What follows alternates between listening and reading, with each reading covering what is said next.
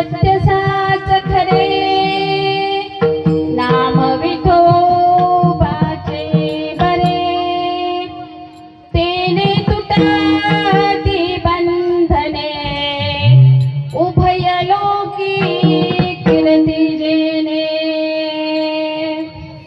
प्रस्तुत ठिकाणी प्राप्तस्थळी प्राप्त प्रसंगी कीर्तनरूपी सेवेकरिता घेतलेला अभंग तुकोबारायांचा आहे. पण त्याच्या आधी ज्या निमित्ताने ही कीर्तनरूपी सेवा आहे ना त्या भगवंताला आधी आपण नमन करूया. महायोग पीठे तटे भीमरत्यां वरम पुंडरीकाय गातुं मुनिवे समागस्ततिष्ठं समानन्दकन्दं परब्रह्मलिङ्गं भजे पाण्डुरङ्गाकारो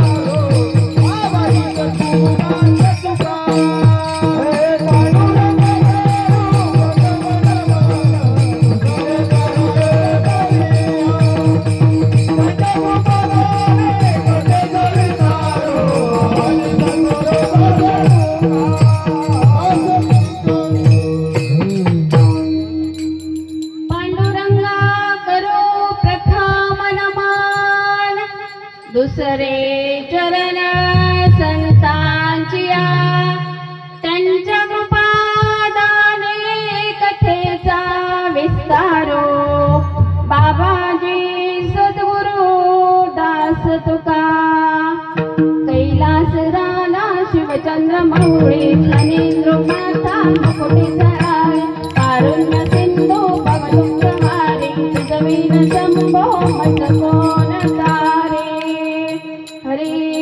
भजे व्रजे कमंडलम समस्त पाप खंडनम समत्वचित्तनंदनम सदैवनंदनंदनम सुपिच गुच्च मस्तकम सुनाद वेद मस्तकम अनंतनम सागरम नमामि कृष्णनागरम नमामि कृष्णनागरम नमामि कृष्णनागरम.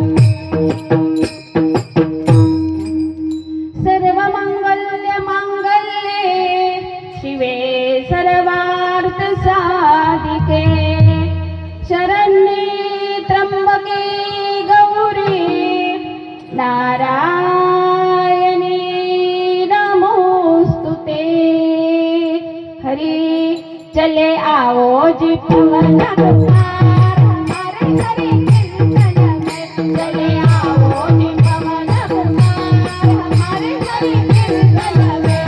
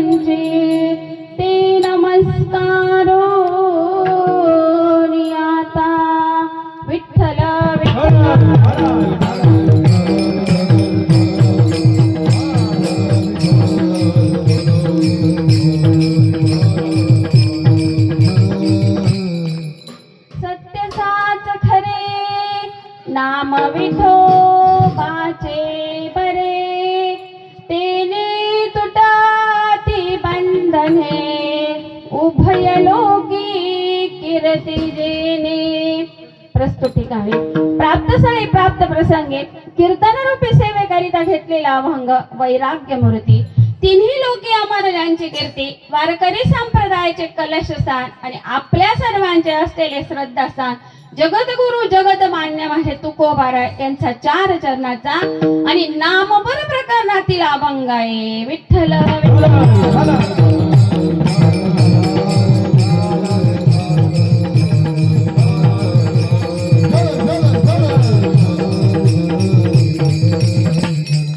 आपण सर्वजण ते किम निमित्ताने जमला सर्वांना श्रुत जरी असलं, परंतु एक वक्त्याचा आधी कर्तव्य म्हणून अल्पसा परिहार द्यायचा तो असा. आपल्या ह्या चाचेर विसापूर या गावामध्ये धनगर पाडा येथे गेल्या 15 वर्षापासून चालत असलेला हा अखंड हरिनाम सप्ताह आणि त्याचबरोबर नवनाथ पारायण आहे. सुंदर असं नवनाथ ग्रंथाचं पारायण पण आहे.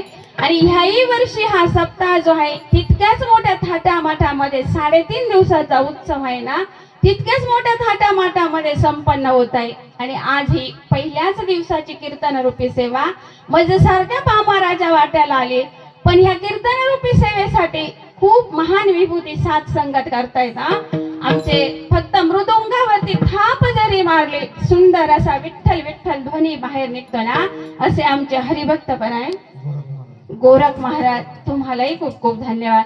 इकडे गोड अशी गंधर्वासारखे गायनाची साथ देत आहेत हरिभक्त पारायण आमचे नाना महाराज पिंपरखेडकर, यांना सुद्धा खूप खूप धन्यवाद.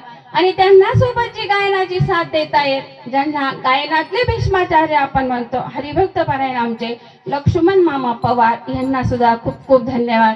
आणि इकडे आपल्या महाराष्ट्रभर ज्यांचं नाव गाजलेले माझे गुरुबंधू हरिभक्त पारायण आमचे हेमंत महाराज, यांना सुद्धा खूप खूप धन्यवाद. आणि त्यांना सोबत जे आज गायनाची साथ देत आहेत आमचे मुन्ना महाराज, यांना सुद्धा खूप खूप धन्यवाद. आणि गोड अशा आमच्या विनय करीत आहेत. आणि चोपदार दादा बघा, अहो नाथ बाबांच्या घरी भगवंताने स्वतः चोपधारी केलेली आहे, म्हणून चोपदार दादांना सुद्धा खूप खूप धन्यवाद. आणि विशेष धन्यवाद गोड अशी माऊली साऊंड सिस्टीम आहे आपले दादा, तुम्हाला सुद्धा खूप खूप धन्यवाद. कारण आपण किती ओरडलो पण यांनी सिस्टीमच चांगली दिली नाही तर आवाज तुमच्यापर्यंत कसा पोहोचणार ना. आणि वसंतदादांचं माझे गुरुबंधू वसंतदादा, जेव्हा फोन आला वसंतदादा पटांगरेंचा ना, सांगितलं होतं दादा सिस्टीम चांगली असेल तर तारीख घ्या, नाही तर तारीख कॅन्सल करा. कारण सिस्टीम हा म्हणजे कीर्तनकाराचा, आमच्या गायनाचार्यांचा, सर्वांचा आत्मा म्हणजे सिस्टीम असतो. आणि हेच जर व्यवस्थित नसेल तर कीर्तनकाराचं काही चालत नाही ना. आणि आज त्यांनी गोड असं अन्नदान केलं आपल्याला, गोड अशी जी संत भोजनाची पंगत दिली ना, हरिभक्त पारायण बाळू निंबा सोनवणे यांना सुद्धा खूप खूप धन्यवाद. आणि ज्यांनी आजची कीर्तनरूपी सेवा घेतलेली आहे हरिभक्त पारायण तुकाराम दादा हलगर, यांना सुद्धा खूप खूप धन्यवाद. आणि आमच्या सोबत आलेले आपल्याच इथले वैभव असणारे आमचे हरिभक्त पारायण जाधव सर, यांना सुद्धा खूप खूप धन्यवाद. आमचे पप्पू दादा सुद्धा या कीर्तनासाठी या कीर्तनासाठी आलेले पप्पू दादा जाधव, यांना सुद्धा खूप खूप धन्यवाद. शेवाळ आमचे बघा इथून केवळ दादा शेवाळे खामखेड्याहून हे सुद्धा या कीर्तनरूपी सेवेसाठी आले, दादांना सुद्धा खूप खूप धन्यवाद. आणि एखाद्या स्त्रीला जर तिच्या पतीची साथ नसेल ना, काही करू शकत नाही, म्हणून खूप खूप धन्यवाद. कारण इकडे बरेच कार्यक्रम झालेले, कुठे ना कुठे आपली भेट होते, त्याच्यामुळे तुम्हाला सुद्धा खूप खूप धन्यवाद. आणि अजून चुकून कोणाचं नाव राहून गेलं असेल ना, अरे माऊली म्हणतात प्रभू तुम्ही महेशाच्या मूर्ती, मी दुबळा अर्चित असे भक्ती, एक एक श्रोतवर्ग म्हणजे माझ्यासाठी तुम्ही प्रत्यक्षात महेशाच्याच मूर्ती आहात. आणि आमच्या मावशी सुद्धा या कीर्तनासाठी आलेल्या आहे, त्यांना सुद्धा खूप खूप धन्यवाद. लाडकिले कमी संताची हो, लाडकिले कमी संताची,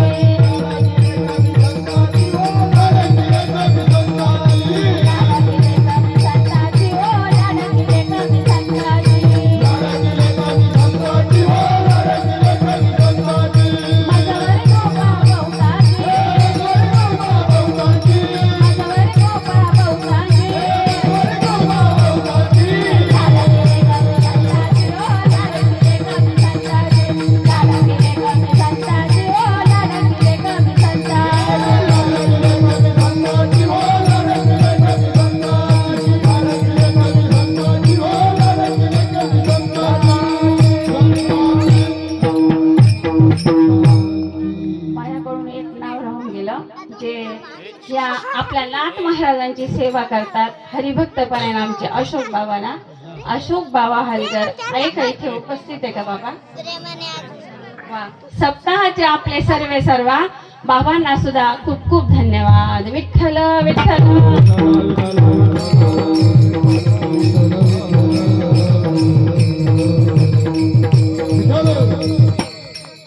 अहो काय सांगतात तो तुकोबार आहे अभंगात? तुकोबार आहे म्हणतात बाबा. अरे भगवंताचं नाव कसं आहे? सत्य साच खरे. माझ्या भगवंताचं नाव सत्यही आहे, साचही आहे आणि खरेही आहे. खरे आहे म्हणून ते कसं आहे? बरं सुद्धा आहे. मग आपण भगवंताचं नाव घेतलं तर फायदा काय होतो भगवंताच्या नावाने?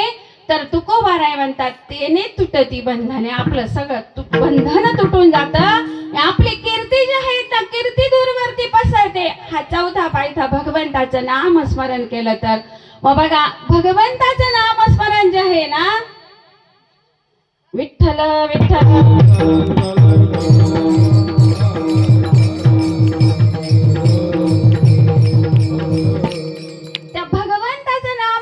घेण्यासाठी भाव सुद्धा पाहिजे.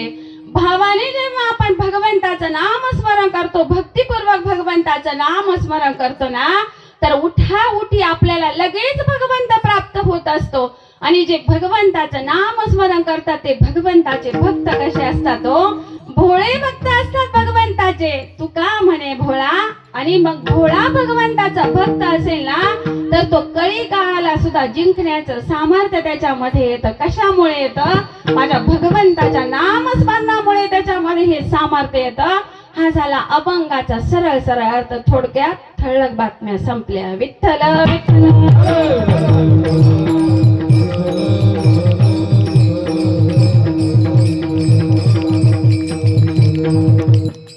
किती भगवंताच्या नामस्मरणामध्ये गोडू आहे हो. बघा एखादी वस्तू आपल्या देशामध्ये असते पण दुसरीकडे ती वस्तू त्या देशामध्ये उपलब्ध असेल असं नाही. कारण आपल्या भारताला एकमेव आपल्या भारताला काय म्हणतात? भारत माता म्हणतात. तसं दुसरीकडे म्हणतात का? इंग्लंडला म्हणतात का इंग्लंड माता? पाकिस्तान मावशी म्हणतात का? नाही म्हणत. फक्त भारताला माता म्हणतात. माझी वस्तू आपल्या देशात येते दुसऱ्या देशात असेलच असं नाही. पण भगवंताचं नामस्मरण मात्र सगळीकडे. बघा एखादी वस्तू आता असे पण कालांतराने ती नसे. 50 वर्षापूर्वी जे पंतप्रधान होते त्यांच्याकडे आता पद आहे का? नाहीये पद. आणि आता जे पंतप्रधान आहे त्यांच्याकडे 50 वर्षांनी राहील का हे पद? हे राहणार नाही. पण भगवंताच्या नामस्मरणाची पदवी एकदा आली ना, अखेरच्या श्वासापर्यंत ती भगवंताच्या नामस्मरणाची पदवी आपल्याकडे असते हो. आणि या परमार्थामध्ये संसारामध्ये जितकं जितकं आपलं वय होत जातं ना, संसारामध्ये माणसाची किंमत कमी कमी होत जाते. पण परमार्थामध्ये जितकं जितकं वय वाढत जातं, जितकी जितकी आपली तपश्चर्या वाढत जाते ना, तितकं परमार्थामध्ये आपलं महत्व वाढत राहतं. विठ्ठल विठ्ठल.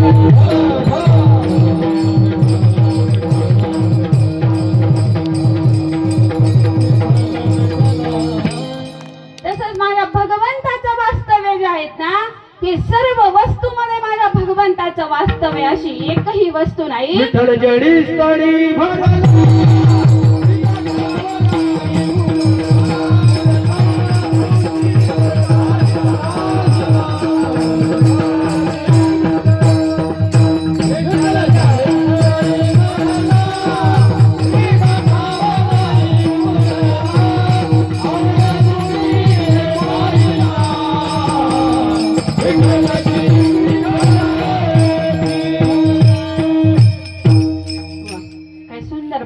एकदा टाळी होऊन जाऊ द्या बरं. आणि टाळी वाजवायला कंजूसी नाही करायची. हा का कथेत कीर्तनात प्रवचनात टाळी वाजवायची हे सांगते. म्हणजे जोरात टाळी वाजवा तुम्ही न सांगता. बघा आपल्या हातावरती असते भाग्य रेषा धन रेषा. ती कोणाच्या हातावर असते कोणाच्या हातावर नसते. पण जेव्हा कथेत कीर्तनात प्रवचनात आपण टाळी वाजवून नामस्मरण करतो ना दादांताईनं, आपल्या हातावरची भाग्य रेषा धन रेषा जी असते ना ती खुलल्या जाते हो. मग स्वार्थ साधून परमार्थाची प्राप्ती होते ना कीर्तनामध्ये. म्हणून जोरात टाळी वाजवायची. विठ्ठल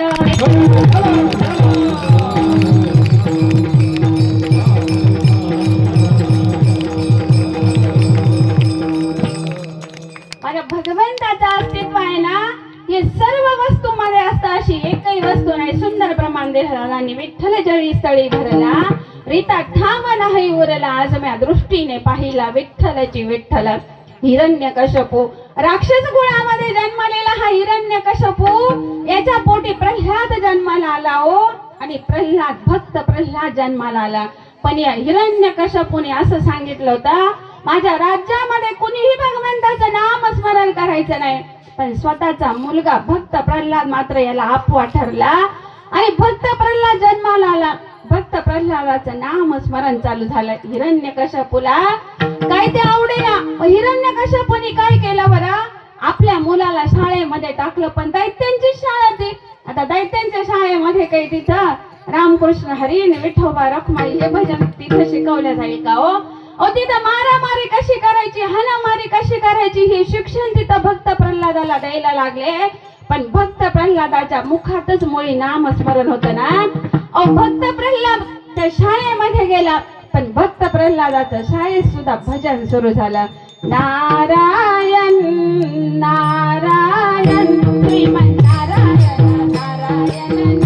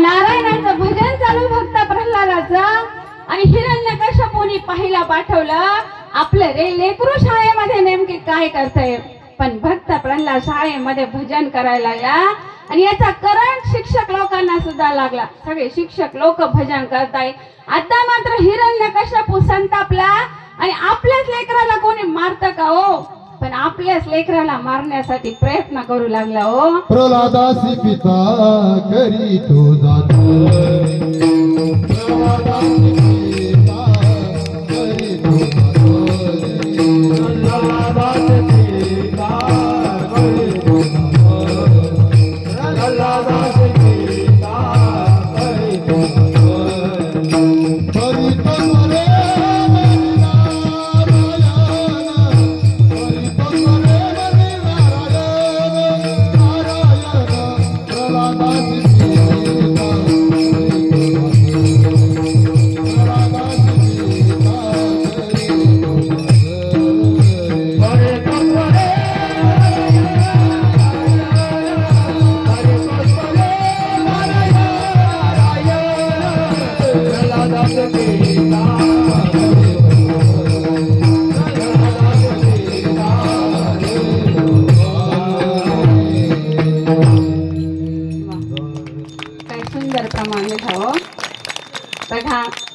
या भगवा प्रल्हादाला खूप त्रास द्यायचा हा हिरण्यकश्यपू पण तरी भक्त प्रल्हादानं नाम सोडलं नाही भगवंताचं अरे भक्त प्रल्हादाला उंच कड्यावरती नेलं त्या उंच कड्यावरून लोटून देण्यात आलं पण हिरण्यकश्यपू घरी यायच्या आत भक्त प्रल्हाद हजर आता मात्र हिरण्यकश्यपू म्हटला माझ्या समोर याला मारायचं अरे चौताळलेल्या हत्तीच्या पायाखाली तुडवलं तरी भक्त प्रल्हादाला काहीच झालं नाही देवतारी त्याला कोण मारी उकळत तेल कढईमध्ये इतकं उकळत तेल केलं त्याच्यामध्ये आपलं बोट बुडवलं तर पूर्ण सोलून निघाली असती कातडी इतकं उकळत तेल केलं त्याच्यामध्ये भक्त प्रल्हादाला टाकलं पण माझा भगवंत चंदनाच्या रूपामध्ये तिथे आले आणि चंदनाच्या रूपामध्ये ते तेल थंड झालं भक्त प्रल्हादाला काहीच झालं नाही आता मात्र हिरण्यकश्यपू चौताळला हिरण्यकश्यपूनं वरदान मागून घेतलं होतं मला घरात मरण नको दारात नको रात्री नको दिवसा नको 12 महिने जे आहेत ना, मराठी महिन्यातले 12 महिने, या 12 महिन्यापैकी एकाही महिन्यात मरण नको. काय करावं, देवादिकांना सुद्धा काळजी लागून राहिली. आणि एखाद्या भक्ताला जर त्रास झाला ना दादांनो ताईंनो, भक्ताचा त्रास झालेला माझ्या भगवंताला कधीच सहन होत नाही हो. भगवंताला कितीही त्रास दिला तो सहन करेल, पण भक्ताला त्रास झाला ना तो भगवंताला कधीच सहन होत नाही. एक दिवसाचा प्रसंग, दोघही बापलेक बसलेले आणि विचारू लागला हिरण्यकश्यपू, अरे प्रल्हादा, या समोरच्या खांबामध्ये तुझा देव आहे का रे? भक्त प्रल्हाद म्हटला, बाबा अशी एकही जागाच नाही हो, तिथं माझा भगवंत नाहीये. या खांबामध्ये सुद्धा माझा भगवंत आहे. त्याचबरोबर दादांनो ताईंनो, त्या हिरण्यकश्यपूने ना जोरदार बर का मृदंग घाले दादा, जोरदार लात मारली. खांबावरी लाथ मारली दुर्योधने, खांबावरी लाथ मारली दुर्योधने, खांबावरी लाथ मारली दुर्योधने, खांबावरी लाथ मारली दुर्योधने. गंभीराला जाणे, गंभीराला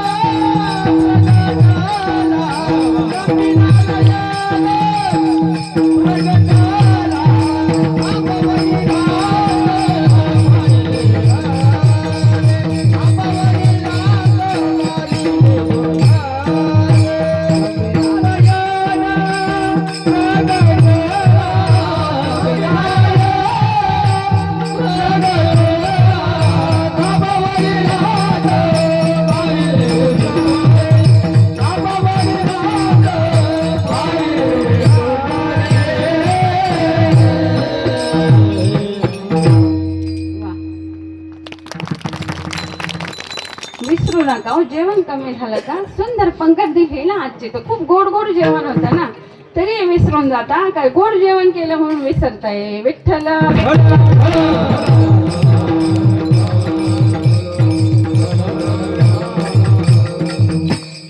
अहो, त्या हिरण्यकश्यपूने खांबावरती लाथ मारली दादांनो ताईंनो, आणि त्या खांबामधून माझ्या नृसिंहाची मूर्ती प्रगट झाली हो. प्रल्हादा कारणे संधी अवतार धरिला, अवतार धरिला, विधानी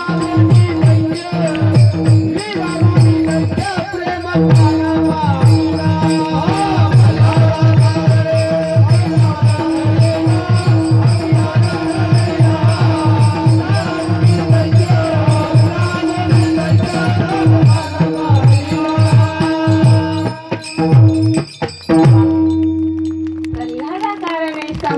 लक्षात ठेवलं, स्तंभी अवतार केला, विदारुनी दैत्य प्रेम पाहना पाशीला. त्याच्यात नृसिंहाची मूर्ती प्रगट झाली आणि हिरण्यकश्यपूने वरदान मागितलं होतं, त्याच्यामुळे दरवाजामध्ये बसले.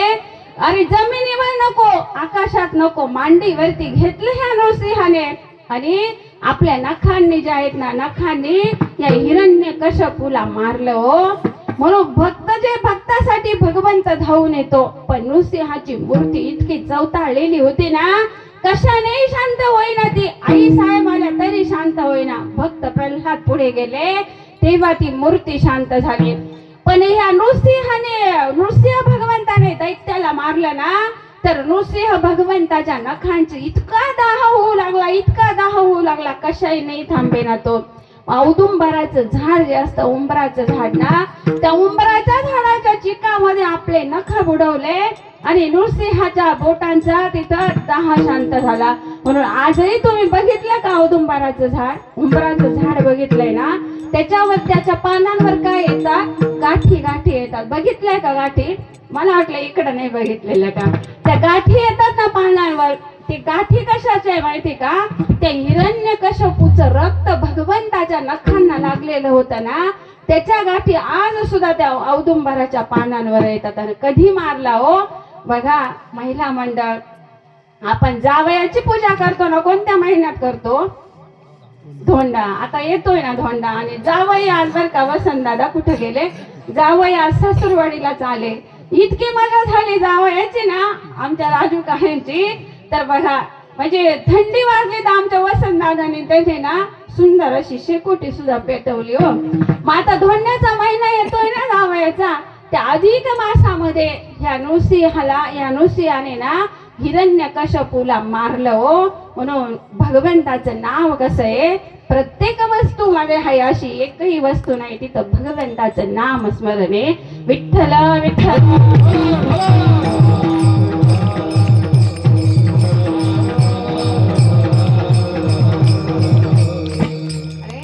त्या नवनारायणांचाच अवतार म्हणून ज्यांचं सुंदर असं आपण मंदिर बांधलंय आणि ज्यांचा उत्सव आपण साजरा करतोय धर्मनाथ बीज, हा कुणाचा अवतार आहे हो? नवनाथ म्हणजे नवनारायणाचा अवतार आहे. आणि वारकरी संप्रदायाची सुरुवात जी झाली ना, तर ही नवनाथांपासूनच वारकरी संप्रदायाची आदिनाथ गुरु सखा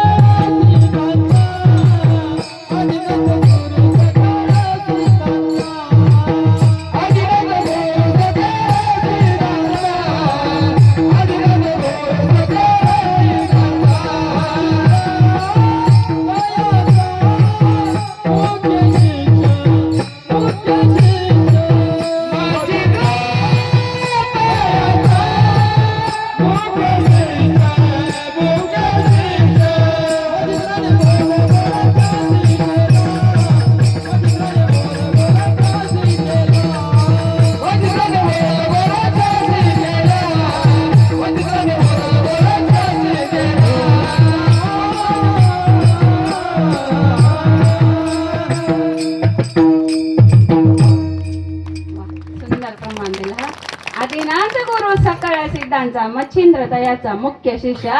एकदा महादेव पार्वती बसलेले असताना पार्वती मातेने प्रश्न केला.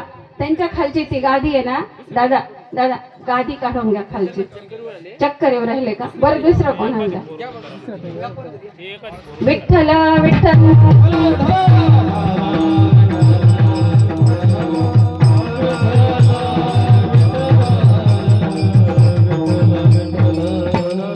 शक्यतो ज्यांच्या गळ्यात तुळशीची माळ आहे ना, त्यांना विनादा म्हणजे त्रास होणार नाही त्यांना. हो तसं करशील. आहे ते विठ्ठल विठ्ठल.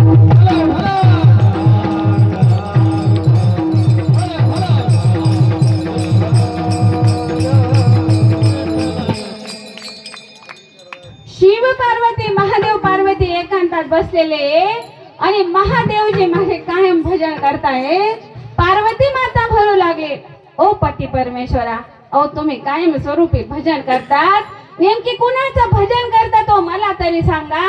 त्याच्यासाठी महादेवजींनी सांगितलं, पार्वती अगं एकांतात जावं लागेल बाई आपल्याला त्याच्यासाठी. असं सांगता येणार नाही ग ते ज्ञान मी कुणाचं भजन करतो ते.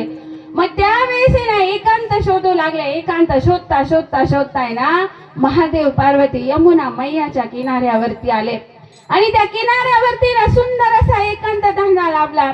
आता महादेवजी पार्वती मातेला अनुग्रह देताय, कोणतं भजन करताय ते सांगताय. पण त्याच वेळेस आहे ना एका मासा तिथं आला. यमुना मैयाच्या किनारी एक मासा आला पाण्यामध्ये आणि तो मासा सुद्धा, त्या माशानं सुद्धा यांचं ते बोलणं ऐकलं. आणि जेव्हा महादेवजींचा पूर्ण सांगून झालं ना, पार्वती मातेला विचारलं, पार्वती तुला काय कळलं ग पार्वती नेमकी? त्या माशाच्या पोटातून आवाज आला, हे सर्व जगत ब्रह्मरूप आहे ना हे मला कळलं. आवाज कुठून आला ते बघताय तर एक मासा आणि त्या माशाच्या पोटातून आवाज आला. तर महादेव पार्वती निघून गेले. पण माशाच्या पोटामध्ये त्या बालकाला ते ज्ञान प्राप्त झालं. आणि त्याच वेळेस नेमके ना त्या माशाने आपलं अंड जे असतं ना, आपलं अंड यमुना मैयाच्या किनाऱ्यावरती आणून टाकलं. आता अंड तिथं दिसलं, पक्षी यायचे त्या अंड्याला चोच मारायचे निघून जायचे. असाच एक पक्षी आला, त्याने जोरदार टोच मारली त्या अंड्याला आणि त्याच्यातून एक बालक बाहेर पडलं. ते बालक बाहेर आलं आणि त्याच वेळेस कामिक नावाचा कोळी तिथं आला. बघू लागला, इकडे तिकडे बघतोय, अरे हे इतकं सुंदर बालक आहे, कोण टाकून गेला असेल बरं हे बालक? ते बालक बघितलं आणि त्याच वेळेस आहे ना आकाशवाणी झाली, अरे कामिक कोळी, हे दुसरा तिसरा कोणीच नाही रे, हा प्रत्यक्षात कवी नारायणाचा अवतार जन्माला आलेला आहे. कवी नारायणाने अवतार घेतलेला आहे बाबा. या बालकाला तू घरी घेऊन जा.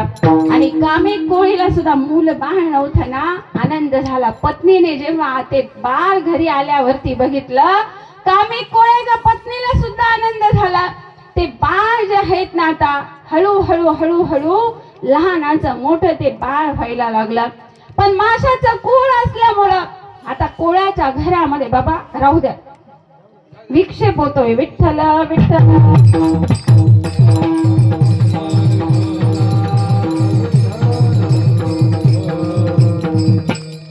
कामे कोळ्याच्या घरी ते बाळ वाढतंय, पण कोळ्याच्या घरात दुसरी भाजी तरी कसली असणार हो? माशाची भाजी तिथं केल्या जायची, पण छोट असणार बाळ ते काही ती भाजी खात नव्हतं. आणि माशाच्या पोटातून जन्माला आलं म्हणून बाळाचं नाव काय ठेवलं? मच्छिंद्रनाथ. मच्छिंद्रनाथ भगवान. ते बाळ जन्माला आलं, माशाची भाजी काय खायना, पण ही सगळ्या गावामध्ये पसरलं रे. कामे कोळ्याच्या घरी जे बाळ आहे ते नेमकी माशाची भाजीच खात नाही. एका म्हाताऱ्या आजीने समजावलं, पण तरीही बाळ ऐकेना. तर एक दिवस कामे कोळ्यानं विचार केला, हळूहळू बाळ आता 5 वर्षाचं झालं आणि तो कोळी म्हणू लागला, रे माझ्या कामात तू मदतीला चाल रे. बघा, कामिक कोळी ते मासे पकडण्यासाठी नदीवरती गेला. एक एक मासा जाळामध्ये यायचा, पण मच्छिंद्रनाथानं छोट्या बाळकानं ते मासे घ्यावे, परत पाण्यामध्ये सोडून द्यावे. तडफडणारे मासे पाहिले मच्छिंद्रनाथांना, त्यांची भीती वाटू लागली आणि दयाही आली. ते मासे पाण्यात सोडून दिले. आता मात्र कामिक कोळ्याला राग आला आणि बोलू लागला, कामिक कोळे, पण बालकानं आपलं घरच सोडलं. छोट्या बालकानं घर सोडलं, कारण भक्ती मार्गामध्ये यायचं होतं ना. तिकडे महादेव पार्वती वाट बघत होते आणि ते बालक रस्त्याने जाता जाता जाता सुंदर असं माझ्या भगवंताचं, देवांचाही देव असणाऱ्या महादेवांचं भजन करताय. ओम नमः शिवाय. हरी ओम नमः शिवाय. ओम नमः शिवाय. हरी ओम नमः शिवाय. ओम नमः शिवाय. हरी ओम नमः शिवाय. ओम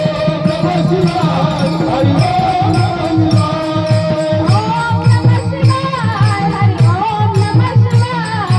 ओम नमः शिवाय. हरी ओम नमः शिवाय. ओम नमः शिवाय. हरी ओम नमः शिवाय. ओम नमः शिवाय. हरी ओम नमः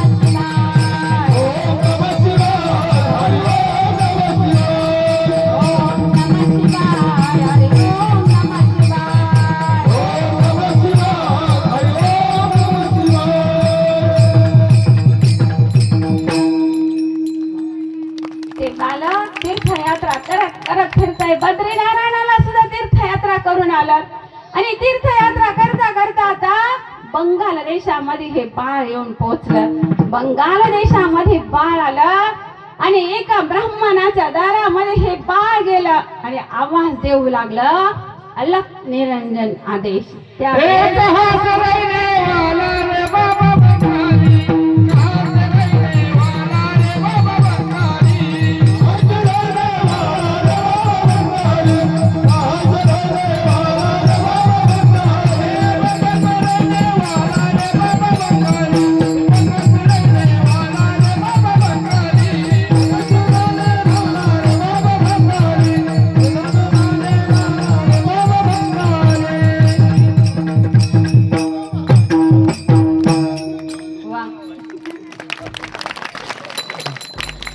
बालक आवाज येऊ लागला, पण बालकाच्या हातात काही चिमटा होता. चिमटा होता, काखे झोळी होते. हातात चिमटा काखेत झोळी घालून भगवावे. हातात चिमटा काखेत झोळी घालून भगवावे. अरे आलाय बाबा सिंहाय आवाज लक्ष्मी रंजन आले. अरे आलाय बाबा सिंहाय आवाज लक्ष्मी रंजन आले.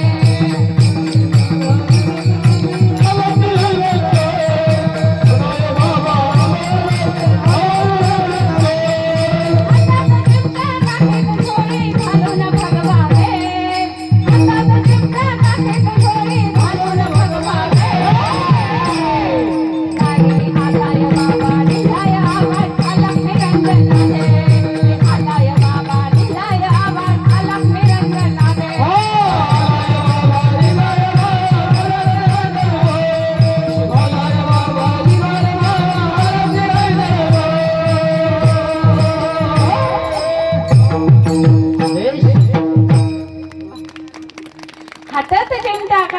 थोडे घालून भगवावे दारी आलाय बाबा दिलाय आवाज अलग निरंजन आदेश अलग निरंजन आदेश दिल्याबरोबर ती ब्राह्मणीन बाई बाहेर आली आणि बाबांनी तिच्याकडे भिक्षा मागितली हो ओम भिक्षा देई माई सरस्वती ब्राह्मणाची पत्नी म्हणू लागली बाबा बाबा भिक्षा देईल मी पण माझ्या पोटी संतान नाही हो बाबा याचं दुःख मला मोठं आहे काय करावं बाबा पोटी संतान पाहिजे तुम्ही जी मागाल ती भिक्षा दे आणि नवनाथाची खरोखर प्रचिती घ्यायची असेल ना दादांनो माझ्या जीवनात सुद्धा नवनाथ महाराजांनी ह्या नवनाथ भगवंताने प्रचिती दिली आहे सांगण्यासाठी काहीच हरकत नाही आमचं पहिलं जेव्हा बाळ वारलं तिसऱ्या दिवशी बाळ वारलं आणि शेतामध्ये आम्ही कांदे लावत होतो तेव्हा गावावरती राहायचो कांदे लावत असताना नवनाथ आले कोणत्या रूपामध्ये देव येईल काही सांगू शकत नाही आणि नवनाथांनी 2 नवनाथांच्या रूपामध्ये आले आणि आवाज दिला की भिक्षा द्या आम्ही म्हणजे त्यांना सांगितलं बाबा जेवण वगैरे करा चहा घ्या चहा वगैरे घेतला आणि जेव्हा दक्षिणा दिली पण बाबांना नवनाथ बाबांना एकच सांगितलं बाबा सगळं हे जेवणा जसं सरस्वती ब्राह्मणाच्या पत्नीने सांगितलं होतं ना पण एकच दुःख आहे फक्त जीवनामध्ये आमचं जे बाळ होतं ना ते बाळ 3 दिवसाचं बाळ वारलं गेलं हो बाबा ओ काय त्या नवनाथांची कृपा नव्हता त्यावेळेस एवढा पैसा उपलब्ध नव्हता 5 रुपयाची दक्षिणा त्यांना दिली होती पण ते नवनाथाच्या रूपात आलेले ते 2 बालक आहे ना त्यांनी भिक्षा सुद्धा ती घेतली नाही ती दक्षिणा दक्षिणा घेतली नाही ती दक्षिणा परत केली आणि सांगितलं ज्या वेळेस तुमच्या घरात आनंद होईल आणि बालक खेळला जाईल ना त्यावेळेस आम्ही ही दक्षिणा घेऊन जाऊ पण परत अजूनही ते नाथ रूपात आलेले जे 2 बालक आहे ना नाही दिसले हो पण आज खरोखर इथे आल्यावरती खूप आनंद झाला त्या नाथांनीच त्यांना बघा मेसेज केला असेल आणि त्याने आमच्या ज्योती ताईंनी आमच्या वसंत दादांना नंबर दिला हेमंत दादांना नंबर दिला आणि आजची ही कीर्तन रूपी सेवा करण्याचा योग आला म्हणून आहे ना नाथांना कधीच कमी लेखू नका दादांना ताईंनो कोणत्या रूपात नाथ इकडे तिकडे वावरत असतात आणि आज कीर्तनासाठी सुद्धा ना सगळे नाथ आपल्या कीर्तनामध्ये हजर झालेले आहे तो विठ्ठल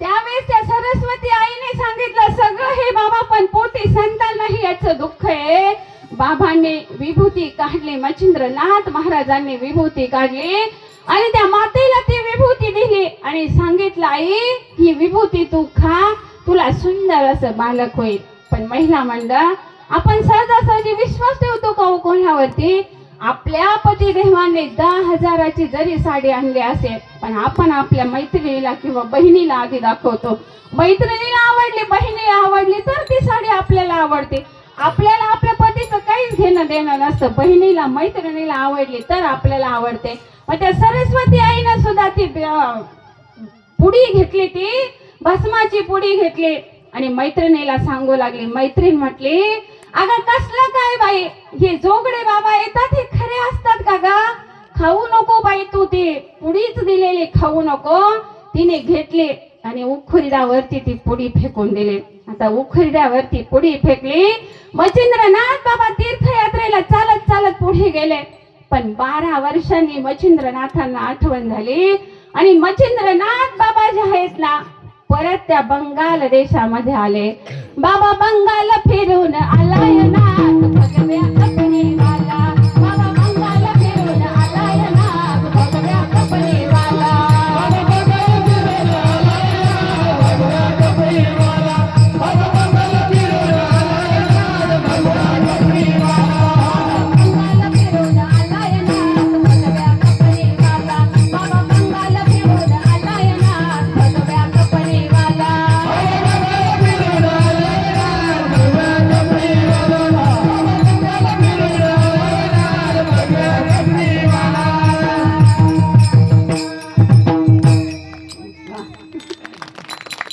ते मच्छिंद्रनाथ महाराज समोर उभे राहिले आईला विचारू लागले, अगं माते, तुला 12 वर्षापूर्वी जे भस्म दिलं होतं खाल्लं का कुठं हे बालक? तिचा तर आता घाबरली ती माता, इकडे तिकडे बघू लागली. पण खोटं बोलावं तर समोर प्रत्यक्षात बाबा उभे, ज्यांनी भस्माची पुडी दिली ते बाबा समोर उभे. ताईचा खरकाप झाला, पण ताईने सांगितलं, बाबा तुम्ही दिलेली भस्माची पुडी मी खाल्ली नाही हो, उखिरड्यावरती ती पुडी फेकून दिली. अगं कोणत्या उखिरड्यावरती पुडी फेकली मला दाखव तरी. तिथे आता उखिरड्यावरती गेले मच्छिंद्रनाथ आणि ती सरस्वती ताई सुद्धा तिथे गेले. अहो त्या उखिरड्यामध्ये 12 वर्षाने लहानोताईनं सुंदर अशी मूर्ती त्या उखिरड्यामध्ये होती. मच्छिंद्रनाथ आवाज देता येत, पण त्या बालकाला बाहेर येता येईना. ते बालक म्हणता, अहो 12 वर्ष झाले माझ्यावरती सारखं वरती घाण पडते, गोबर पडतोय, बाबा मला बाहेर येता येत नाही, तुम्हीच बाहेर काढा. त्याच्यावरच सगळी घाण जे आहे, गोबर जे आहे बाजूला केलं आणि त्या गोबर मधून उखिरड्या मधून जन्म झाला. म्हणून त्या बालकाचं नाव काय ठेवलं? गोरक्षनाथ. गोरक्षनाथ भगवान. आता हे गोरक्षनाथ जन्माला, सगळे नाथ नाही सांगत मी, आपल्याला धर्मनाथापर्यंत यायचंय. आता मच्छिंद्रनाथ आणि गोरखनाथ या दोन्हींचा सुंदर असा प्रवास चालू झाला. आणि प्रवास करता करता करता आता प्रयाग तीर्थक्षेत्री हे दोघंही गुरु आणि शिष्याची जोडी प्रयाग तीर्थक्षेत्री आली.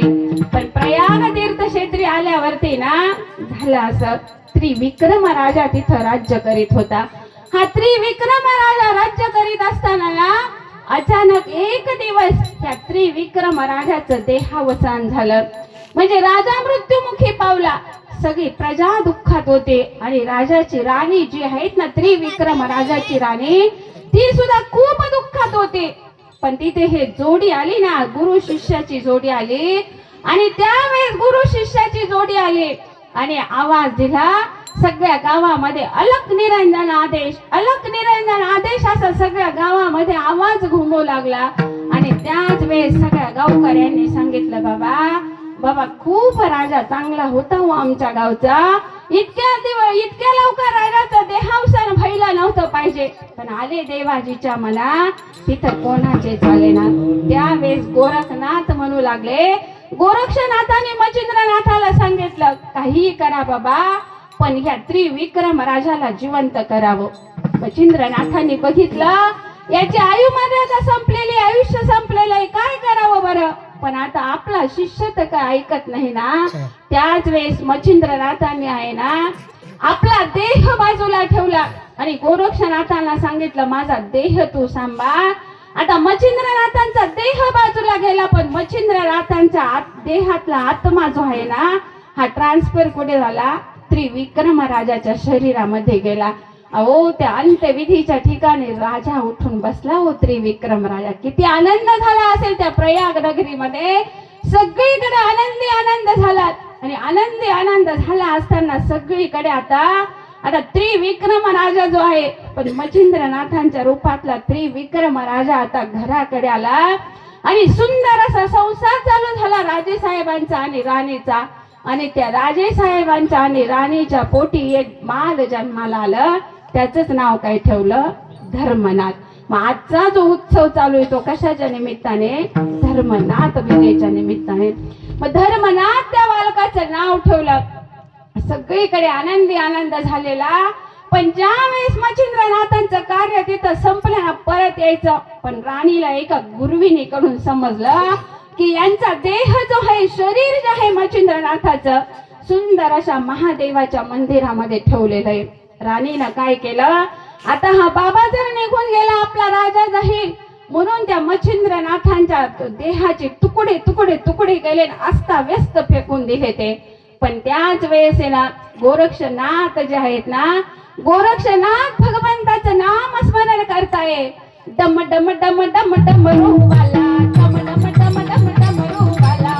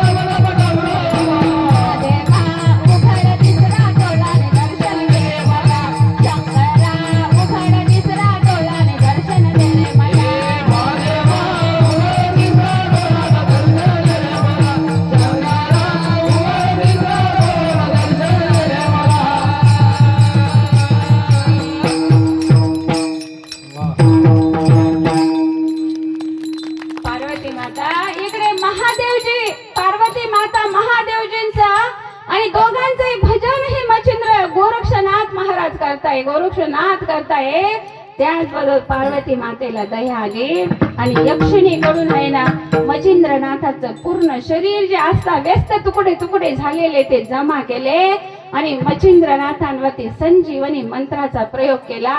मच्छिंद्रनाथ त्याचबरोबर मच्छिंद्रनाथांचं तिथलं अवतार कार्य संपलं. पण जे बाळ जन्माला आलं होतं ना त्याची कीर्ती सर्व दूर पसरण्यासाठी धर्मनाथ नाव ठेवलं आणि त्या बाळाला आशीर्वाद दिला मच्छिंद्रनाथाने आणि गोरक्षनाथांनी. बाळा तुझं नाव सर्व दूर पसरे आणि आजच्या दिवशी सगळीकडे नाथ भक्त असतील, वारकरी संप्रदाय असेल, सगळा संप्रदाय तुझी धर्मनाथ बीज साजरी करतील. विठ्ठल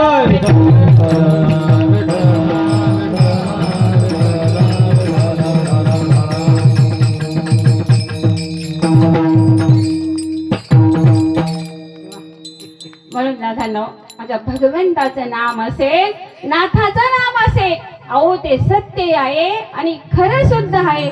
हीच तुकोबार आहे.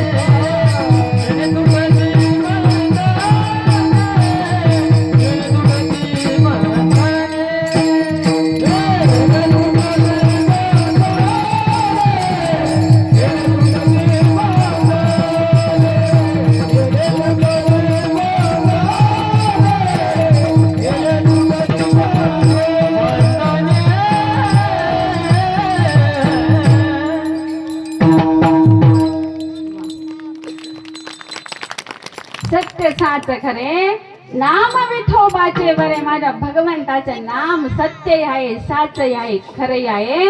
तीनही शब्द एकाच अर्थाचे. पण मला तुकोबारायांनी 3 शब्द वापरले. अजून एका अभंगात तुकोबारा म्हणतात सत्य तू, सत्य तू, सत्य तू विठ्ठला. म्हणजे भगवंताचं नाम स्मरण कसं आहे.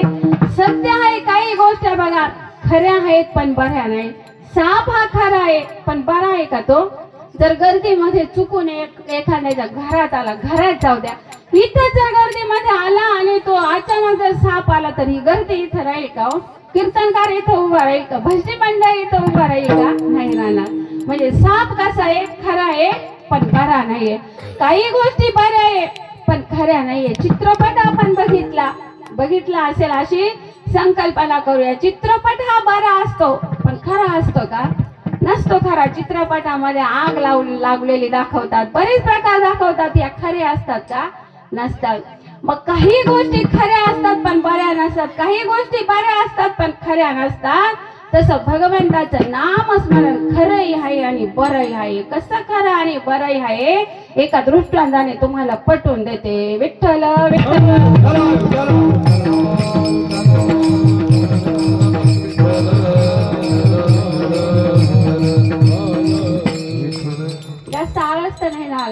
कीर्तन डोक्यावरून जात नाही ना, कारण कसे कीर्तनकाराने असं कीर्तन करावं दादा ताईंनो, जेणेकरून हृदयी मूर्ती ठसावी त्या भगवंताची. आणि ऐशी कीर्तन मर्यादा आहे संतांच्या घरची. विठ्ठल विठ्ठल.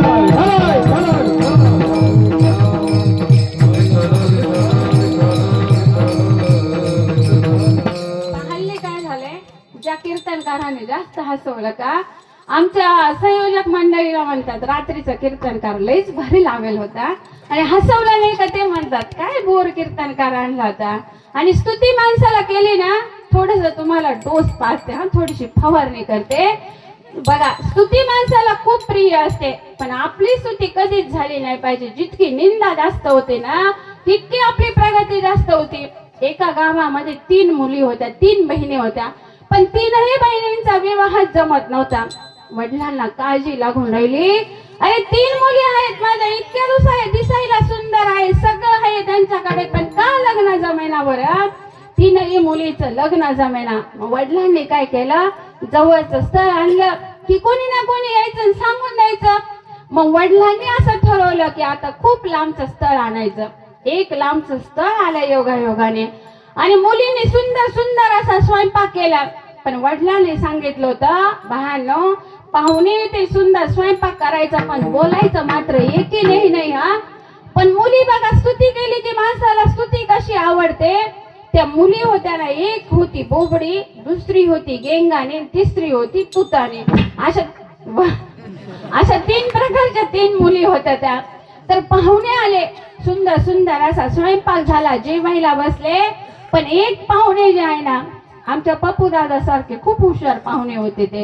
आमचा वारकरी कसा, वारकरी सर्वसाधारण असतो, पण पप्पू दादा मात्र लय हुशार, असा हुशार पाहुणा आला. आमचे हेमंत महाराज सगळे गेले पाहुणे पाहिला, पण त्याच्यामध्ये ना एक हुशार पाहुणा होता, त्याचं जेवण लवकर झालं. तो पाहुणा म्हणू लागला, अरे सुंदर सुंदर स्वयंपाक मुलींनी केला, पण मुली नेमके बोलतच का नाही बरं. मग मुलींची स्तुती चालू केली. एक पाहुणा म्हटला, आणि सुंदर खीर, पूर्णा वरणाचा, कढीचा स्वयंपाक बनवलेला होता. मांडे तर इतक्या पुरणपोळ्या सुंदर ना, तर त्या अशा ओटाने चावून खावा इतक्या पुरणपोळ्या, मऊसूत पुरणपोळ्या केलेल्या. आणि तो पाहुणा म्हटला, वा काय सुंदर कढी झाली, काय सुंदर स्वयंपाक झाला, कोणी केला बरं हा स्वयंपाक. मुलींना सांगितलं होतं बोलायचं नाही, पण स्तुती केली ना पाहुण्यांनी, आणि बोलण्यासाठी स्तुती केली. त्याच्यातली बोबडी जी होती ना, ती पुढे आली. काय सांगावं पाहुण्या, अहो जीव घातलं, मेहू घातला, सुंदर केली कली, वालू का थोली थोली, आणि घेता का पली पली. अहो जसे आपण हसायला लागलो ना, तिथले पाहुणे सुद्धा खूप हसायला लागले. आणि दुसरी जी गेंगाणी होती ना, ती म्हटली, ती आली, ताई ताई ताई ताई कशाला बोलले, बोललं आपलं लग्न आता. पाहुणे थांबले असतील का हो तिथं. मग तिसरी ना तरी गप्प बसावा ना, जी गेंगाणी होती ती आली. ती म्हटली, कशाला बोलणे, मोन्न आपलं लग्न मोन्न. कळलं का तुम्हाला, कळालं का तुम्हाला. म्हणून स्तुती माणसाला खूप प्रिय असते, पण वारकऱ्यांना असेल, सगळ्यांनी असेल ना, या स्तुतीपासून लांब राहिलं पाहिजे. आमचे तुकोबाराय म्हणतात, स्तुती अजून कुम्हारिकाचे, त्या स्तुतीचं अजून लग्नच झालेलं नाही. विठ्ठल विठ्ठल.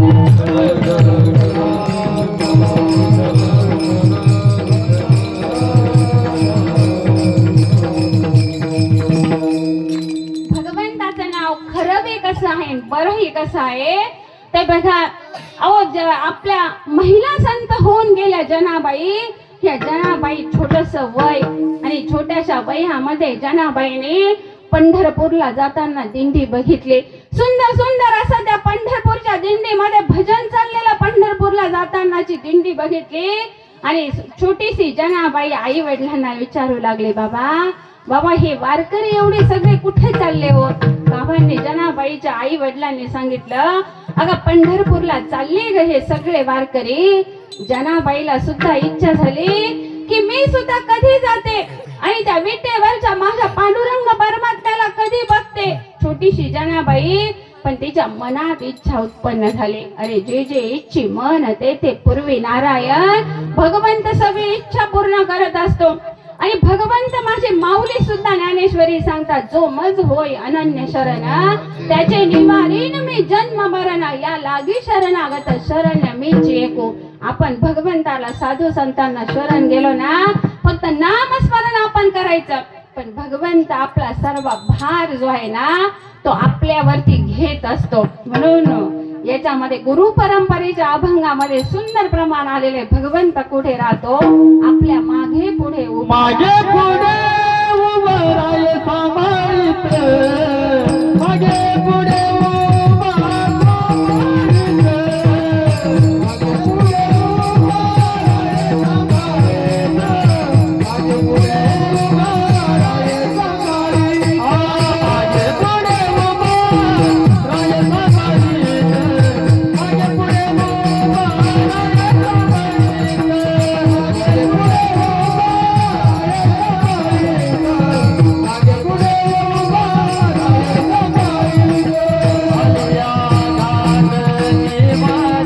उभं राय सांभाळीत,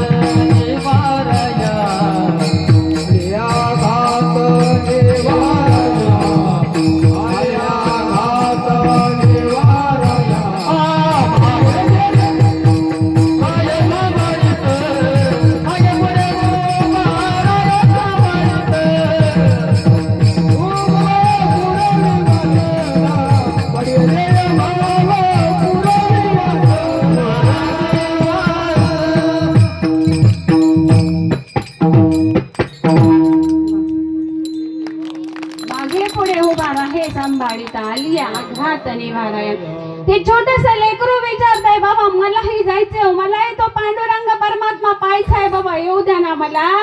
छोटीशी जना आई वडिलांसोबत पंढरपूर तीर्थक्षेत्री आली, पण त्या भगवंताला जेव्हा समोर बघितलं ना, त्या भगवंताचं रूप समोर बघितलं जाताना आवडे हे रूप गोचिरे सगुण पाहता लोचन सुखावले. त्या भगवंताचं रूप आपल्या सुद्धा डोळ्यासमोर, आणि आपण सुद्धा इथे बसलेलो नाही तर पंढरपुरात बसलेलो आहे, अशी मनाची भावना व्यक्त करा. पंढरपुरामध्ये ते छोट लेकरू आलं, भगवंताला बघितलं आणि ती जनाबाई म्हणू लागली, बाबा बाबा मी पंढरपुरातच राहणार, मी नाही येणार तुमच्या बरोबर. आई म्हटली ठीक आहे, बाबा म्हटले ठीक आहे, पण छोटस लेकरू आपल्या काळजाचा तुकडा सोडताना आई वडिलांच्या डोळ्यात अश्रू अनावर झाले. एकीकडे आनंद होता की आपलं लेकरू भगवंताच्या पायाजवळ राहतंय, पण एकीकडे दुःख सुद्धा होतो. जड अंत करणारे आई वडील पंढरपुरामधून निघणार, पण त्याच वेळेस आता हे लेकरू ठेवायचं कोणाकडे, तर संत नामदेवांच्या घरी या हिची जनाबाईची सोय लावली. अहो आधीच इतके जण संत नामदेवांच्या घरी, आणि त्याच्यामध्ये जनाबाईची अजून भर पडली.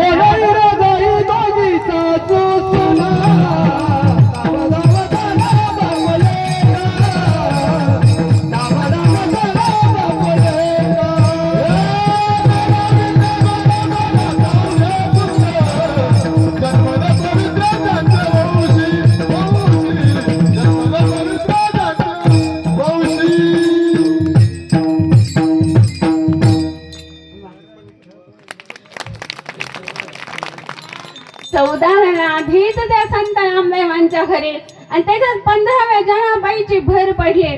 पण नामदेव रायांच्या आईनं सांगितलं, गोनाईनं, की बाळा बाळा तुला काम करावं लागेल. अहो भल्या पहाटे जनाबाईनं उठावं आणि दळण्यासाठी बसावं महिला मंडळ.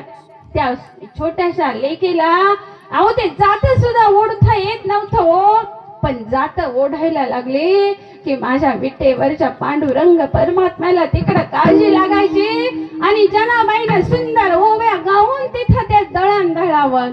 सुंदर माझे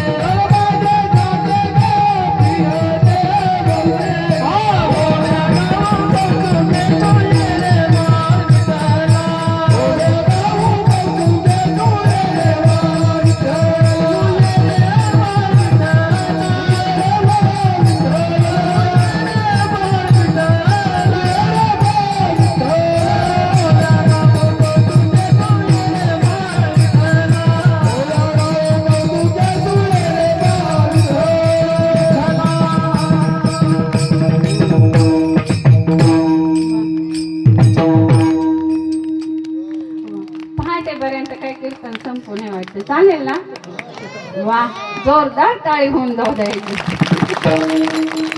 सुंदर माझे राहते का फिरे बहुतेक ओव्या गाऊ तो कौतुक तू ये रे बा विठ्ठला.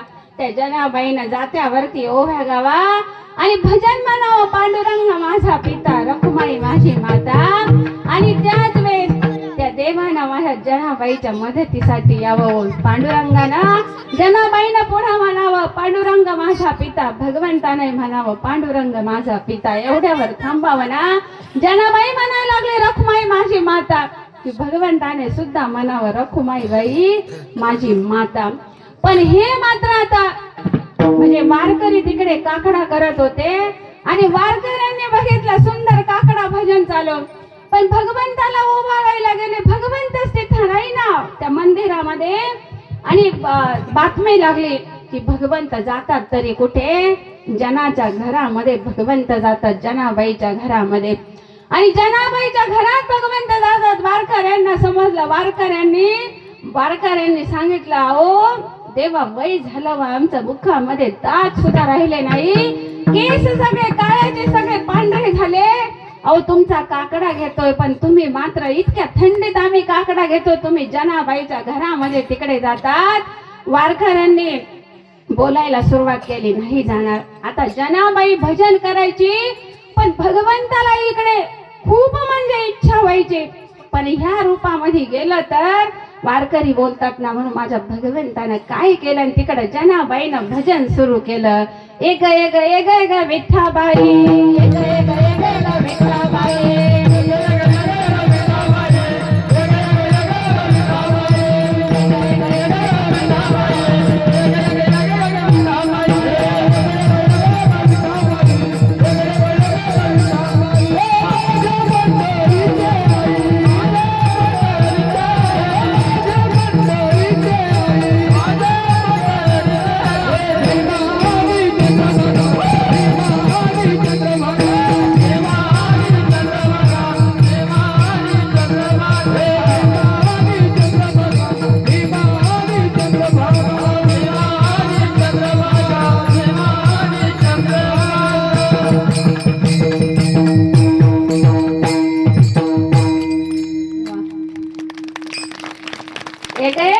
विठ्ठाबाई माझे पंढरीचे आहे.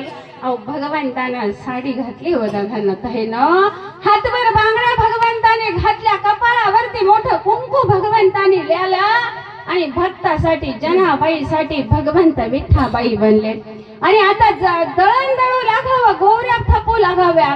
पण दळण दळत असताना एक दिवसाचा प्रसंग भगवंत आणि जनाबाई सुंदर दळण दळताय. आणि त्यावेळेस भगवंत घाई गर्दीमध्ये मात्र आहे ना स्वतः बघा त्यांचा पितांबर जनाबाईच्या घरात विसरले. आणि जनाबाईची जी वाखळ होती गोधडी होती ना ती गोधडी भगवंताने आपल्या अंगावरती परिधान केली. आणि विटेवर माझा पांडुरंग परमात्मा जाऊन असे उभे राहिले. कटेवरती हात ठेवले भगवंत तिथे उभे. पण सगळीकडे बातमी पसरली की भगवंताच्या पितांबराची दागिन्यांची चोरी झाली. कुणी चोरी केलेली असावे. जनाबाईचीच एक मैत्रीण सांगू लागली अरे दुसरी तिसरी चोरी कोणीच केली नाही. जी नामदेव रायांची दासी जनी आहे ना तिनं ही चोरी केली. आणि जनाबाईचं इकडं भजन चालू. ओव्या गाऊनी स्वरात दासी जनीच्या ओव्या गाऊनी स्वरात दासी जनीच्या घरात.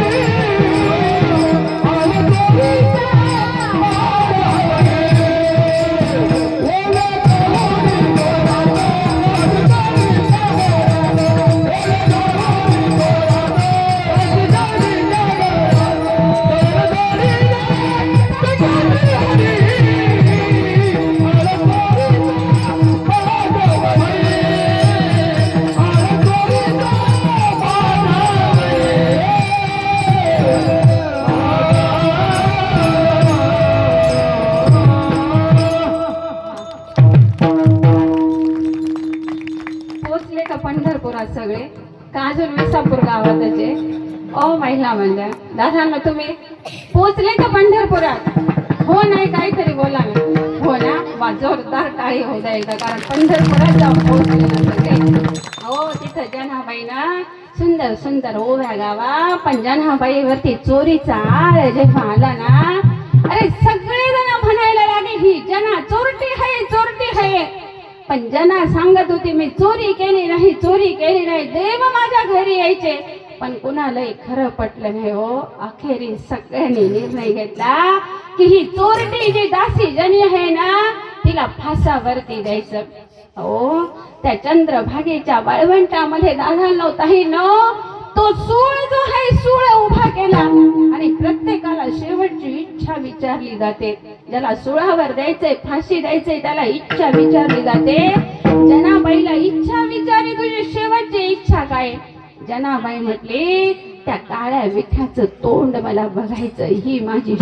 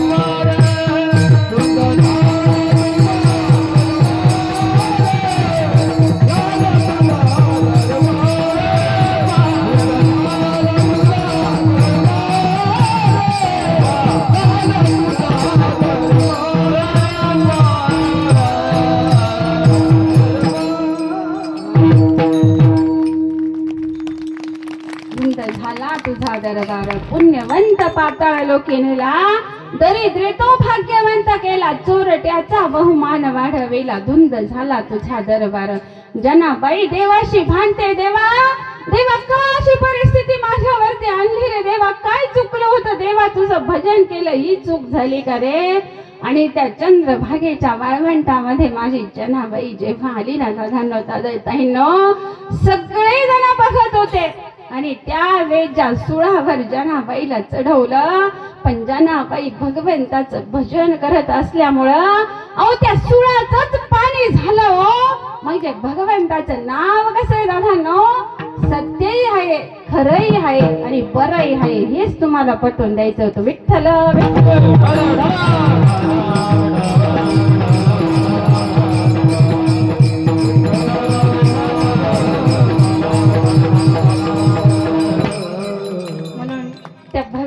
नामस्मरण आपण केलं ना, सगळे बंधन तुटल्या जातात. हेच तुकोबार आहे. दुसऱ्या चरणात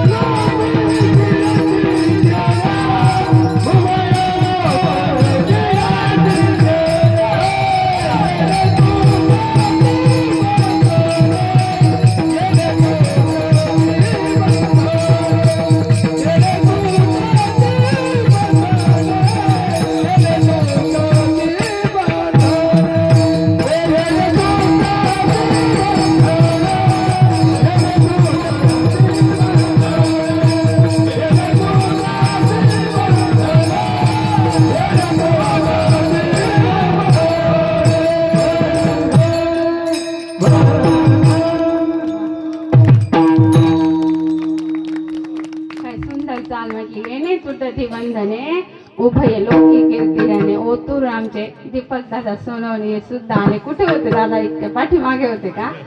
दिसलेच नाही मला, पाठीमागे मी बघितलंच नाही. विठ्ठल विठ्ठल.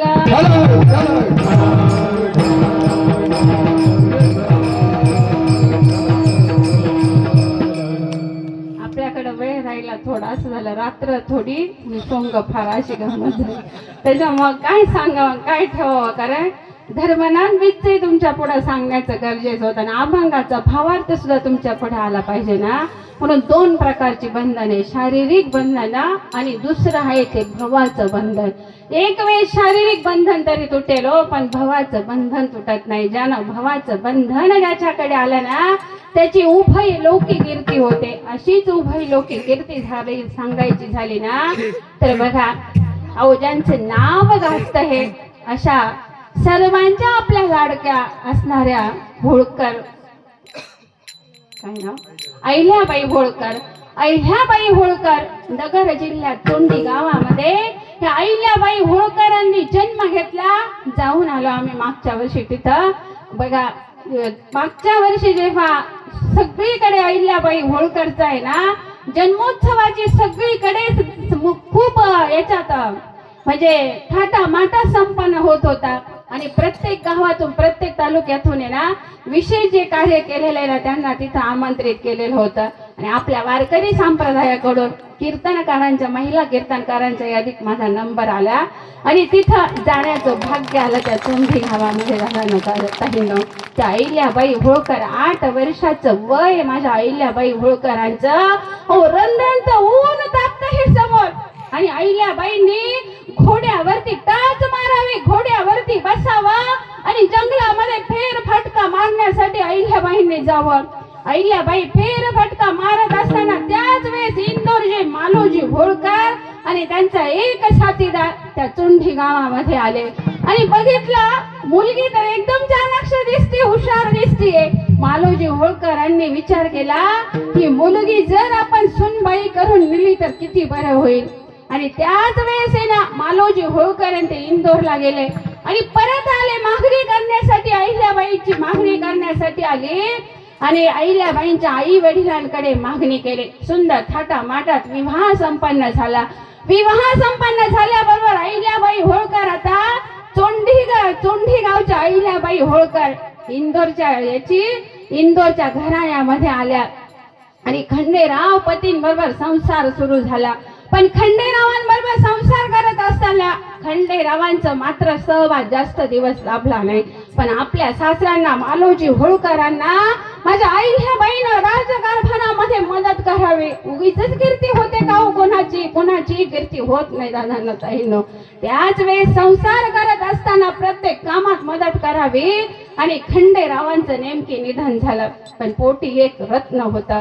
पण अहिल्याबाईंचा नियम असा होता, आजही इंदोरचा तो एक बाजार आहे त्या बाजारामध्ये ना एक घंटा बांधलेला आहे. ज्याच्यावरती कोणावरती काही संकट आला की त्यांना त्या आडा बाजारामध्ये यायची, ती घंटा वाजवायची.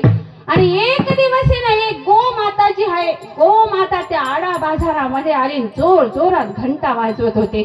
अरे माणसाने घंटा वाजवली ती वेगळी, पण एक गोमाता घंटा वाजवते हे अहिल्याबाई होळकरांना कळालं आणि अहिल्याबाई होळकरांनी विचारायला सुरुवात केली.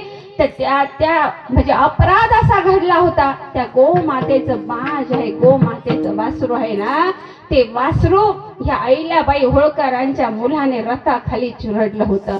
पण अहिल्याबाई होळकरांचं एकच वचन होतं, सगळ्यांना सारखा न्याय द्यायचा आणि सत्याने वागायचं. पण अहिल्याबाई होळकरांना कुणीही सांगेना काय प्रकार घडला ते. अहिल्याबाईंनी स्वतः जाऊन चौकशी केली. अरे माझं पोटचं लेकरू जरी असेल पण सगळ्यांना शिक्षा ही सारखीच झाली पाहिजे. कुणीही त्या चिरडाईला त्या अहिल्याबाईंच्या मुलाला तयार होईना. हो त्यावेळेस रथ जुंपण्यात आला, घोडे जुंपण्यात आले त्या रथाला.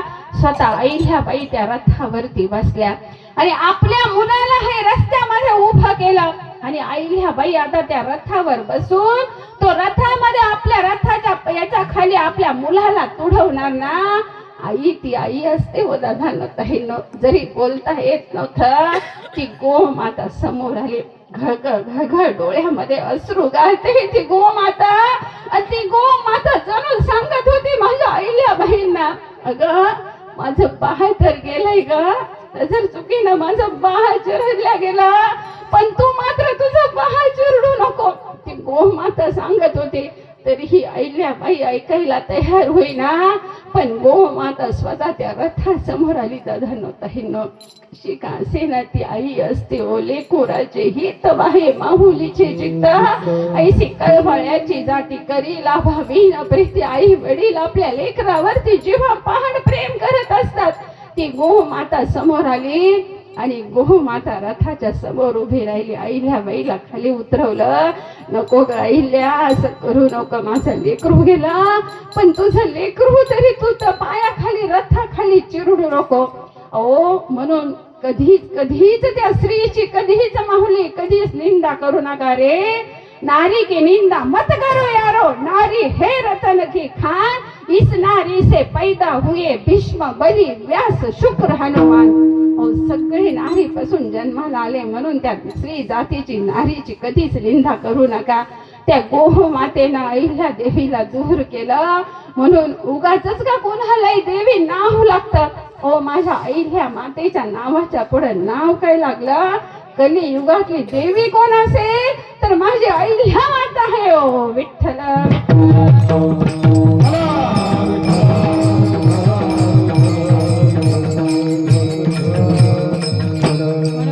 आपणही महिला वर्गानं त्या अहिल्या मातेचा थोडा तरी अंगीकार केला पाहिजे. हो, नारी जातीचा जन्म घेतला अहिल्या होणार ग. नारी जातीचा जन्म घेतला अहिल्या होणार ग. पिवळ्या झेंड्याची शपथ घेऊन भंडारा देणार ग. पिवळ्या झेंड्याची शपथ घेऊन भंडारा देणार ग.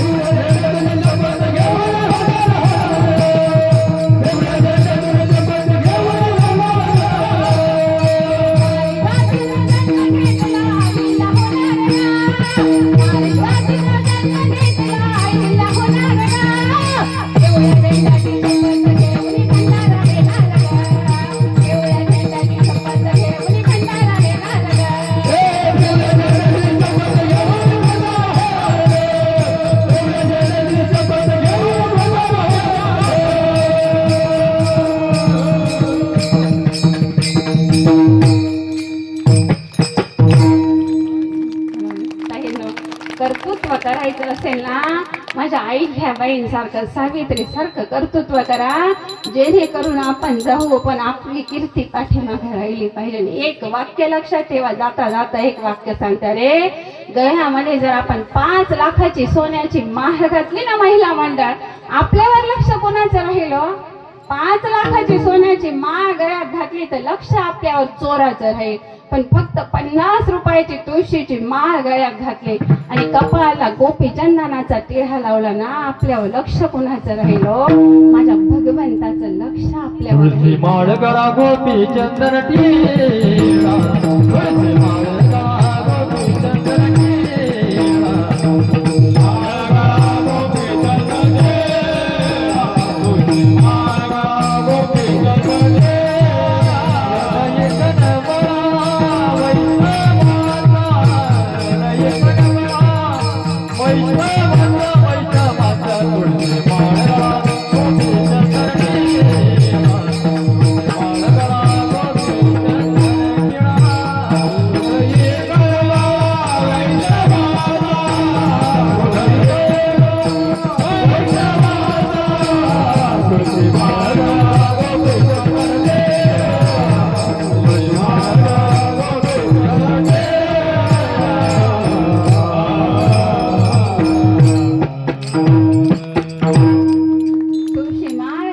गोपी चंदनचे हृदय कळवळा वैष्णवांचा सुंदर प्रमाण दिला. पण त्या भगवंताचं आपण एकदा मोठ्या प्रेमाने नामस्मरण करूया. सगळ्यांनी हात वरती घ्यायचे आणि माझ्या भगवंताचं मोठ्या प्रेमाने नामस्मरण करायचे. विठोबा रखुमाई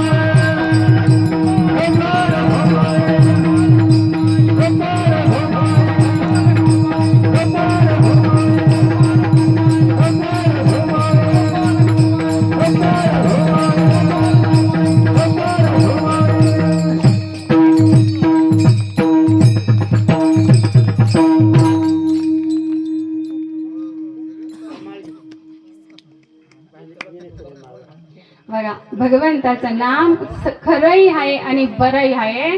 पण भगवंताचं नामस्मरण जर आपण घेतलं ना तर आपल्याला उठाउठी त्याचा फायदा होतो. हे तिसऱ्या चरणात सांगताय. आणि ज्याने भगवंताचं नामस्मरण केलं तो भक्त कसा असतो, तो भक्त भोळा असतो. हेच तुकोबाराय अभंगाच्या शेवटच्या चरणात सांगताय.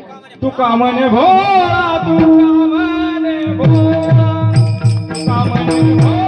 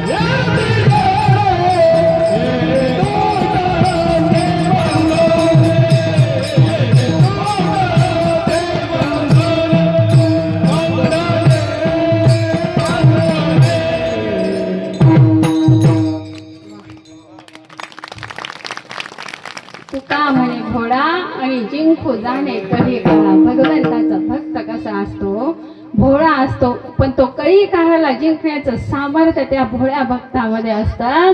अरे ज्यांची सुंदर अशी मूर्ती आपल्या इथे ठेवली आहे, राजे शिव छत्रपती.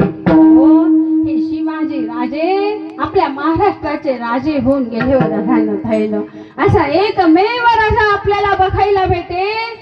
अरे स्त्रीबद्दल राजाला इतका आदर होता, इतका आदर होता शिव छत्रपतींना ना. कल्याणच्या सुभेदाराची सून जेव्हा राजे साहेबांसमोर उभी करण्यात आली ना, एखादे राजे असते तर ठेवून घेतली असते हो, पण माझ्या राजाने साडी चोळी देऊन त्या कल्याणच्या सुभेदाराच्या सुनेची पाठवणी केली हो.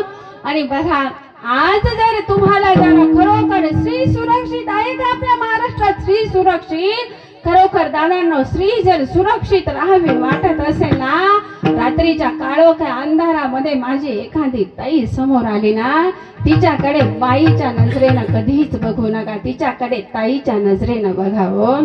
आणि माझी एखादी कीर्तनकार ताई कीर्तन करते इथे, तिच्याकडे सुद्धा बाईच्या नजरेनं बघू नका. अरे माझी स्वतःचं लेकरू, माझी स्वतःची मुलगी, माझी स्वतःची ताई ह्या जागेवरती कीर्तन करते, तेव्हाच आपल्या महाराष्ट्रातली स्त्री सुरक्षित राहील दादांनो. अरे सुपारीच्या खांडाचं व्यसन सुद्धा माझ्या राजांना नव्हतं दादांनो. आणि आज जेव्हा राजे शिव छत्रपतींची जेव्हा जयंती येते ना दादांनो, ताईंनो, आजचा तरुण वाईट आहे असं नाही म्हणत मी, पण आजचा तरुण अरे डीजे वरती मिरवणूक काढतो, नको ते खातो, नको ते पितो आणि राजांसमोर मध्य धुंद अवस्थेमध्ये नाचत राहतो. चालेल माझ्या राजांना? खरोखर राजांची मिरवणूक काढायची असेल ना, सुंदर मृदंग लावा, विना घ्या, टाळ घ्या, त्या टाळ विनावरती माझ्या राजांची मिरवणूक काढत दादांनो, ताईंनो, माझ्या राजांना जास्त आवडेल होते. आणि असे हे राजे कुठे जन्माला आले बरं?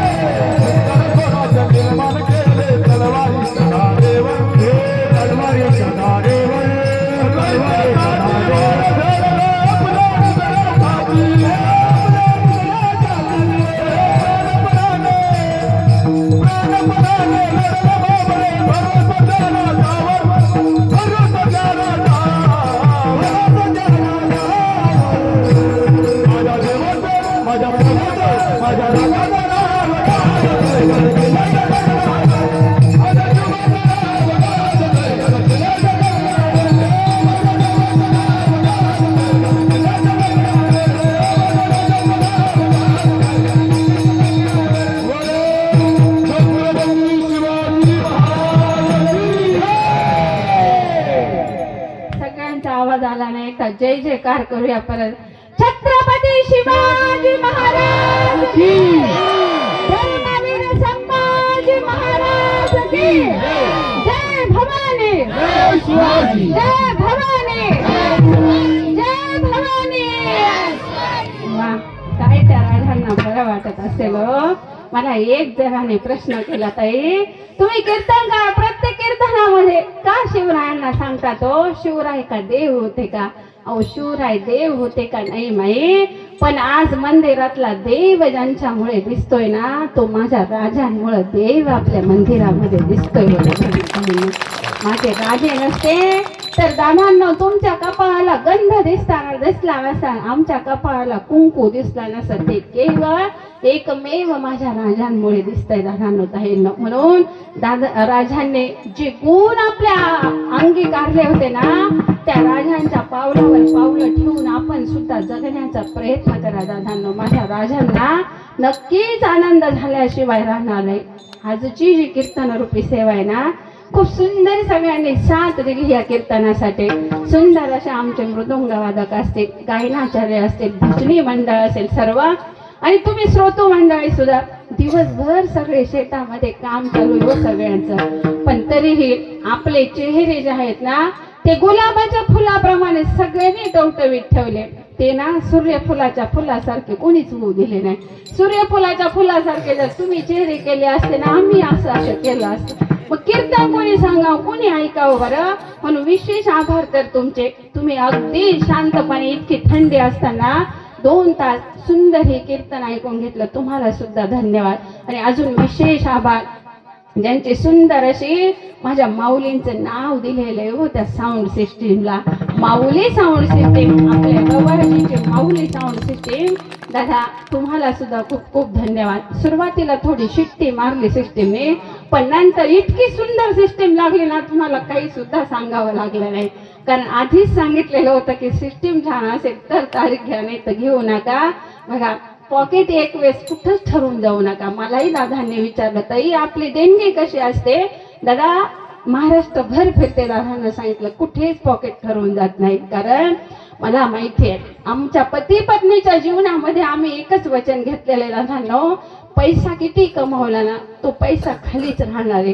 पण आपण गेल्यावरती, कमीत कमी आम्ही गेल्यावरती, जेव्हा चाचर गावामध्ये माहिती होईल ना, तर आपण गेल्यावरती आपल्या पाठीमागे आपल्या माणसांच्या डोळ्यामध्ये एक तरी अश्रू आला पाहिजे हो.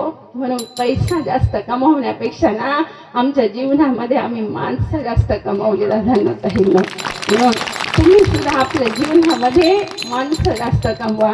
आणि आज तरी ह्या गावात आले, भारावून गेले हो. माहेरामध्ये लेकरू जसं आलं ना, भारावून जात असतं दादांनो ताईंनो, तसं माहेरातली सर्व मंडळी भेटली आणि भारावून गेली. आमचे हेमंत महाराज असतील, गुरुबंधू आमचे खूप सुंदर साथ दिली सगळ्यांनी. दीपक दादा हे सुद्धा उतरून आले. बरीच आमचे नाना महाराज पिंपर खेडून आले. आमच्या लक्ष्मण मामांना फक्त सांगितलं, मामा आपल्याला कीर्तनासाठी जायचंय. मामांची तब्येत बरी नव्हती, दुपारी कीर्तन करून आले, तरीही मामा सुद्धा ह्या कीर्तनासाठी आले. आमच्या मुन्ना भाऊला फोन केला, मुन्ना भाऊचं सुद्धा शेतात काम चालू होतं, पण ते सुद्धा कीर्तनासाठी हजर झाले दादांना ताईंनो. सगळेजण तुम्ही कीर्तन, आमचे शेमाळे दादा सुद्धा कीर्तनासाठी आले. बरेच लांबून लांबून मंडळी आलेली कीर्तनासाठी. सगळ्यांनी गोड अशी साथ दिली. सगळ्यांना खूप खूप धन्यवाद आणि विशेष आभार. ह्या मंदिराची जे सर्व जे सेवा करतायत ना, असे आमचे हरिभक्त परायण नाथभक्त असणारे अशोक बाबा, यांना सुद्धा खूप खूप धन्यवाद. ज्यांनी आजची गोड संत भोजन दिला त्यांनाही खूप खूप धन्यवाद. आणि ज्यांनी आजची कीर्तनरूपी सेवा घेतलेली आहे, हरिभक्त परायण आमचे तुकाराम दादा हलगर, यांना सुद्धा खूप खूप धन्यवाद. बोलताना काही चुकलं असेल माझ्या वाणीचे दोष समजा. अरे साळून की मंजुळ बोलत असे वाणी, शिकविता धनी वेगळाची, मज पामार आहे काय थोरपणा, पायाची वाहन पाही बरी. बोलताना काही चुकलं असेल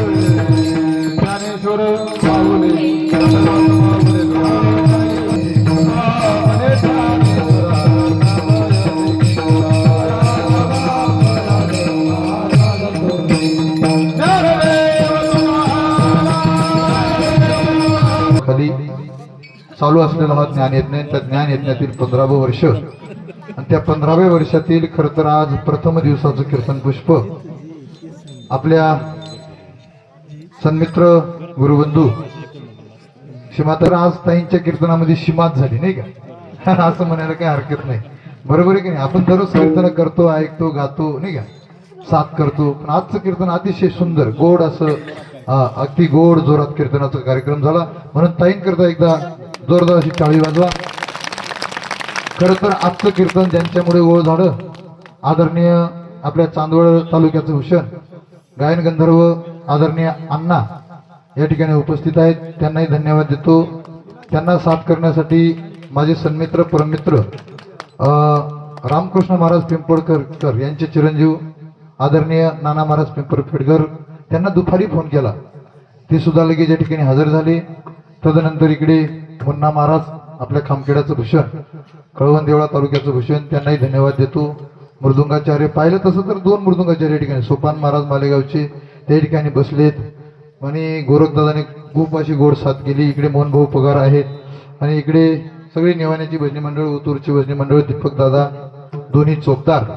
आणि तदनंतर आजच्या कीर्तनाला अतिशय भोळ व्यक्तिमत्व आमच्या मालेगावच्या काकांचे सुपुत्र, आमच्या सोपानदादाचे बंधू ज्ञानेश्वर महाराज ते या ठिकाणी उपस्थित आहेत. काका तुम्हाला एक विनंती करतो, याला जास्त नाही 1 वर्ष माझ्या शाळेत पाठवा, 1 वर्ष नाही तो कीर्तनाला पुढच्या वर्षी इथं उभा केला तर माझं नाव बदलून ठेवा. अतिशय गोड आवाज आहे त्याचा आणि स्वभाव इतका गोड ज्ञानेश्वरचा, अतिशय भोळं वागणं ज्ञानेश्वरचं. तसं पाहिलं तर काकांचं सगळंच कुटुंब भोळं आहे. मी जाऊन आलो, बऱ्याचदा जातो येतो, 15-20 वर्षापासून संबंध आहेत. आणि म्हणून या ठिकाणी तुम्ही